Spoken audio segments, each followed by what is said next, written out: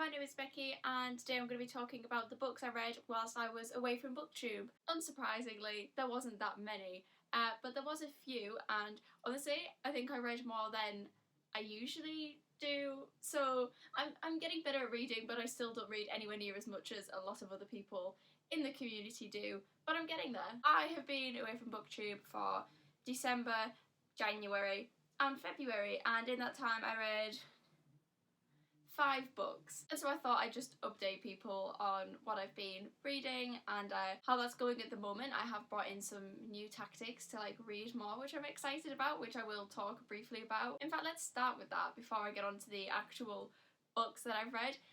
So since January I've been keeping a reading journal, which is really fun. It's really simple, I'm not very artistic, but I do try my best. Basically, I have every month the bar chart for the amount of pages I've read every day, and then I have a little calendar where I colour in every day that I've read. That just helps me a little bit, it motivates me, because I sit down and I'm like, if I read then I get to colour in a little box, and that just makes me happy. So that's actually been motivating me to read a lot more. And also in it, every time I finish a book I do a 2-page journal spread, which is also very fun. So yeah, that's actually massively helped me with my reading, and it is something I would recommend even if you're not artistic. I'm not at all. I'm really bad at it. I'm trying to get better at all of the calligraphy and stuff, but I'm not great at it. But you don't have to be, which is fine, and yeah, it's definitely helped me a lot. I'm considering expanding it to add a little habit tracker thing in there maybe. But yeah, that's helped. That's kind of been what's keeping me reading a bit more. So yeah, onto the books that I've read during that time and the books that are now in the reading journal. I'm going to start with the book I read in December. You heard that right, book singular. I read 1 book in December. That book was Stalking Jack the Ripper by Kerry Maniscalco. This I read just because it was one of those books I see all the time online. The main reason that I was motivated to, I've kind of been aware of it for a while, but then I saw fan art of the 2 main characters, and quite often fan art is what then motivates me to read a book, and that was the case with this, so I decided to pick it up. This was actually a Christmas present from my college friends, so thank you if any of you are watching. Stalking Jack the Ripper is the first in the Stalking Jack the Ripper series. It is set in 1888 and follows a woman called Audrey Rose, who is an apprentice in forensics, which is fancy. The main plot follows Audrey, her uncle, and another boy called Thomas Creswell as they try to work out who Jack the Ripper is. I think what I found really interesting about this is how much research has clearly gone into the actual case of Jack the Ripper. It's one of those cases I've always found really interesting because, for a start, he's kind of one of those infamous British serial killers that you kind of just hear about all the time anyway from being quite young. I remember having to do some sort of study on him in year 9 or something. So when I heard about this I was quite intrigued because I think it's one of those stories that you hear about a lot anyway. And yeah, I was quite surprised at the level of research that clearly went into this, even into things like the letters that he writes in it and the names of the victims. There's actually a whole note at the end from the author about the research she did into this and how things in the book line up with things that happened in real life. So yeah, I thought that was a cute little touch to it. In general, I did enjoy it. I do quite like historical fiction set in this era of Victorian London. It's one of my favourites. I thought the characters were fun. I thought the plot was fun. I think the only thing that I tripped up on a bit was every now and then Audrey can be a bit not like other girls, and I can't stand that, but she's not too much like that. It's just the odd comment about I could be wearing dresses and gossiping, but instead I'm smart, and but I suppose it does fit into the time because that's probably how women who weren't into dresses and gossiping felt at the time, given that that was all they were raised to do, so it makes sense. It was just a little bit annoying. I did work out the plot twist at the end. I worked out who Jack the Ripper was quite early on, but that being said, I'm not annoyed about it because I think sometimes you can work something out in the plot line and that doesn't instantly mean it's bad. There are cases, yeah, when if you work it out early, it's just bad writing and it's obvious, but that's not always the case, and I think this is one of those where that wasn't the case. So I worked it out, but I wasn't angry that I'd worked it out. I still think out of the people who the killer could have been, it was the better option. Possibly an option I've seen done before. There seems to be a weird trend. Obviously I'm not going to say who it is in case you haven't read it, but if you have read it, it kind of felt a bit Infernal Devices-y. Clockwork Angel was kind of what came to mind as soon as the killer came into it. But yeah, I wasn't upset about knowing who it was early. It was, like I said, out of the available options, I felt it was the best one. And I did like the way that Thomas was used as a red herring through some of it, which there was times where I did genuinely think like, oh my god, maybe I've got it wrong, maybe it is him, and that was upsetting because I didn't want it to be him, but it wasn't. But I did like that bit of the plot. But yeah, I haven't read the second one yet. I will buy it as soon as I can. I just have lots of other things I'm supposed to be reading as well, and I've heard some interesting things about the rest of the series. Apparently it kind of peaked at book 1 and then got worse, but I suppose I'll find out for myself in due time.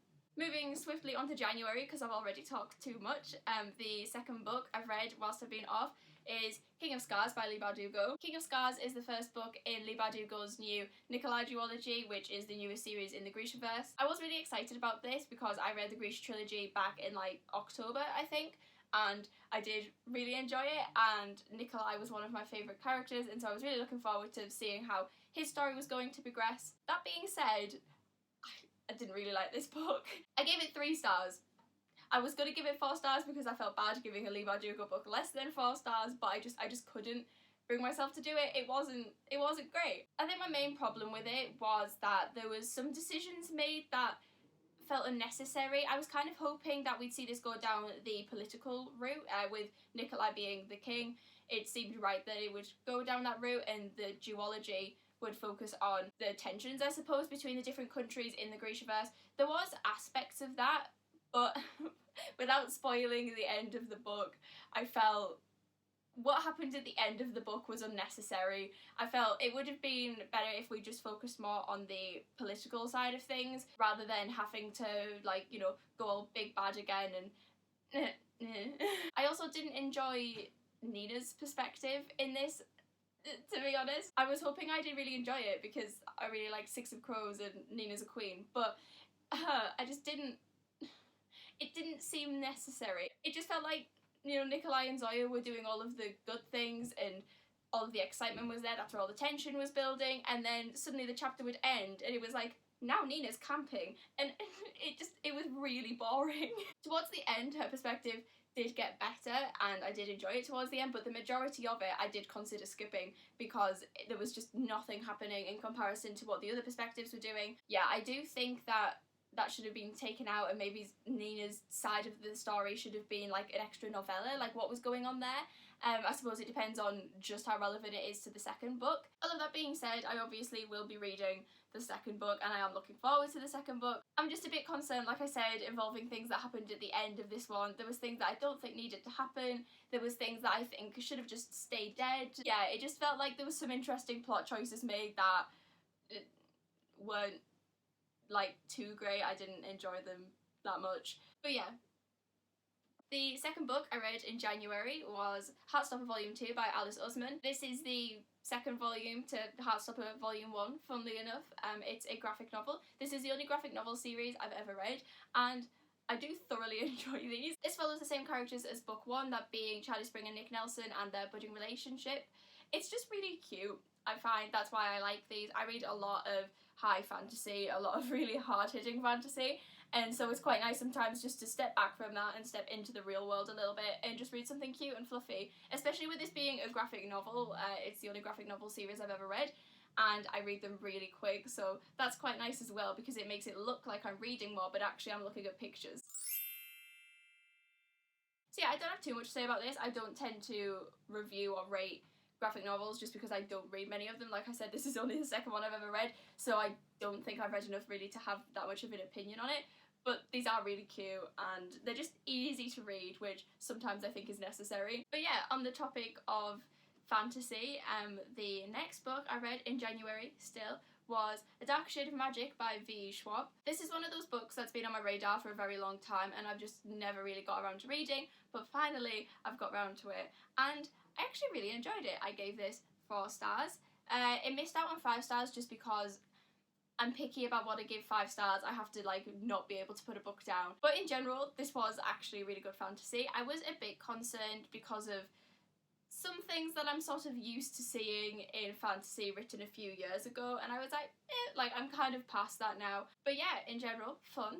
The book follows 2 main characters. We have Kelmaresh, who is a magician and also a prince and also a smuggler who can travel between the 4 different Londons that exist within the world. And the second main character is Lila Bard, who is a thief from one of the Londons, Grey London, which is known for having no magic, but maybe that's not the case. I did think, like I said, I thought this was really fun.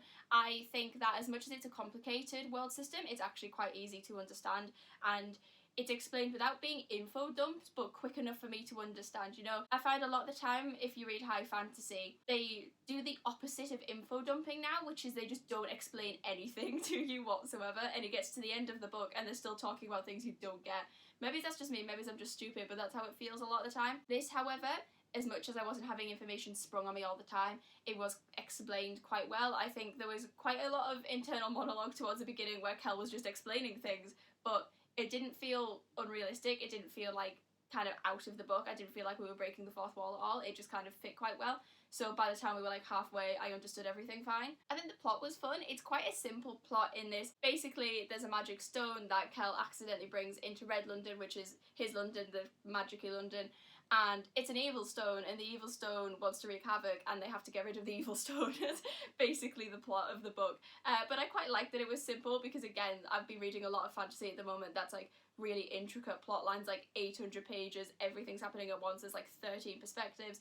And so it was quite nice just to read something with a simple plot line that was still engaging and still interesting to read, and I still enjoyed it, but it wasn't too difficult for me to wrap my head around. I do like the characters in this. I can't decide who my favourite is. I'm currently reading A Conjuring of Light and I still don't know who my favourite character is because I like them all for different reasons, but that's good because usually there's at least 2 main characters who I really cannot stand. So whenever I read a book where I actually like all of the characters I'm supposed to like, it's kind of a bonus. It also didn't feel too much like, you know, a few years ago fantasy book for once, which was quite nice. I think the only thing that reminded me that this isn't like very recent is sometimes Lila can be a little I'm not like other girlsy, which it's in all of them. You get used to it after a while, I suppose, but she wasn't too much. In general, she was just a badass, which I really like, but again, we kind of had the I don't wear dresses because I'm not like those girls vibe, and I do sometimes get sick of that whole like women can be badass as long as they don't like dresses trope that we saw a lot, but again, I can't really blame it for that because it's not a recent book, I suppose. But in general, I did enjoy this. I liked all of the characters in it. I might go back and reread it at some point because I found once I pass the first book, I suddenly start missing the first book. Yeah, I'm gonna stop because I am talking about the second one now. So the first book I read in February, A Gathering of Shadows by V. Schwab. I guess I'm just continuing from what I was just saying about A Dark Shade of Magic. I did give this book 5 stars. I did enjoy this one more than the first one, mainly because of the tournament.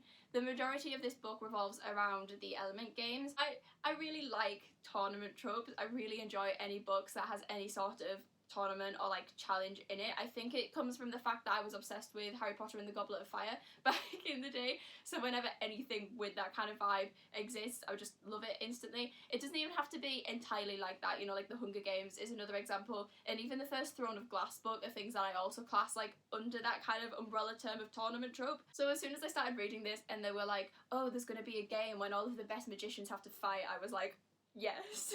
I was like here for it. I think the only nitpicking I could do about this book is, for a start, I thought Holland was really boring in this. Reading A Conjuring of Light, the third one now, I do understand some of the hype surrounding Holland now. I do like him as a character, I suppose, now. But in this, I did think he was just super boring. He like very rarely showed up, and when he did, he just didn't really do anything. And then there was that lass with him with like the yellow eye, and yeah, it just bored me a little bit, his side of the story. I would have quite happily just read about the tournament. There didn't even need to be an antagonist. I would have very happily read about the tournament for the whole book, and just, it would have been great. I also kind of wish that Lila and Kel had interacted more. I went into this thinking that finally they were gonna like be in a relationship, that was like, we were gonna kickstart that side of things.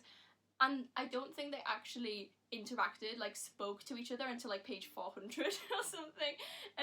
That being said, I did like sort of everything that led up to it, the way that there was a million near misses between them. I did like the kind of tension that built, that was fun. But yeah, that was the other thing that I just kind of wish they talked more. But in general, yes, I did really enjoy the element games in this, and I enjoyed seeing more of Rye as well. Am I pronouncing that right? Is it Rye? It seems like it would be an easy one, but I've read enough fantasy to know that it's probably called Reese or something. So I've just been saying Rye, but now somebody's going to comment saying that it's actually pronounced like Ryan, and I also really enjoyed the new characters like Alucard and all of his crew and that lot. I thought that was really interesting. I liked Lila's whole like pirate privateer plotline. I thought it was all really interesting and also exciting because I've never actually read a book about pirates before, so like the whole kind of on the sea element was something completely different to what I'm used to, and I really liked it. But yeah, I think that's everything I have to say about this. I'm going to stop talking about this series now. If I'm correct, am I right in believing that there's a movie coming out about A Dark Shade of Magic? Like, I'm fairly certain I've seen it, like, before I started reading the series. It, like, was on my Twitter at some point. But if they do, that would be really exciting. Yeah, hopefully we'll find out more about that and then I can talk about it more, and yeah, cool. And finally, the last book I read whilst I've been away is The Raven Boys by Maggie Stiefvater. This was a reread. If you've seen some of my other videos, you'll know that I did read this in August last year. I won't talk about it too much because I did do separate vlogs for the whole Raven Cycle series, so there's not really much point in me rehashing my thoughts on the first time. Basically, I reread it so I could like make notes on it and stuff, and I was on holiday and it was sunny and I was just like in a Raven Cycle mood. So yeah, it's all like highlighted and annotated, so I won't show it because I know that stresses some people out. But I had a really fun time doing it. To be fair, the majority of the notes I made are just like the word oof and like smiley faces. It's not overly intellectual, but I think the main thing I got out of it was all of the foreshadowing that I missed the first time around. One thing I will say, if you've read the Raven Cycle, definitely go back and at least read the first book, because the amount of foreshadowing that's so obvious once you're looking for it is like unbelievable. Obviously everybody talks about the line like with Noah, the first line that he has in the entire series, and how that's just ridiculously obvious foreshadowing, but there's other lines in this that are like that hint to things that happen in like book 3 and 4, and it just freaked me out so much. An example I can think of is when Ronan like first dreams of Chainsaw and he's in the church and Gansey goes into the church to find him and Ronan's sleeping on the bench, and there's just like a throwaway line when Gansey tells him to wake up that's like, oh, he woke up, as if Gansey had commanded him to. And if you've read the rest of the series, you'll know that a big plot later in the series is the fact that Gansey can literally command things to wake up and do as he wants them to. And like, it just, like, it freaked me out. I read it and then I kind of had to double take and go back and be like, oh my god. And it just, yeah, there's a lot of that in it. I also thought it was quite good for understanding things. It's a confusing series. Even now there's things I still don't understand having read every book. But it was quite fun going back to this first book and seeing all the little details that Maggie includes to the way that other characters are thinking, but in a way that like we don't know what they're thinking. There's whole scenes with Ronan in Cabeswater where he's kind of acting oddly, but it's only like throwaway lines, like he seems like he's reacting differently to the others, which obviously now reading the series is because, you know, he knows Cabeswater already, he knows all of this dream stuff, but that's not explained in the first book, and the fact that you can see little details of that is just really, really cool, I think. And there was a lot of stuff like that in this. Just like weird behaviour from some of the characters that at the time I can remember being like, oh, like, well, why are they acting like that? And now I can go back and be like, that's why they're acting like that. And that just like, it freaked me out ever so slightly. It does mean nobody can ever read this copy of the book ever again but me, because there's so many spoilers for like book 4 written in the margins where somebody's acted odd and I've gone, oh my god, this is what that is. And so yeah, nobody could actually read this now. So that's it. That is the 6 books I read whilst I was away from Booktube. An astonishing amount of books, I know. Hopefully I'll be reading a lot more books soon, more than what I have been reading. But yeah, that's it. Thank you so much for watching, especially if you made it to the end. And yeah, I'll see you again soon.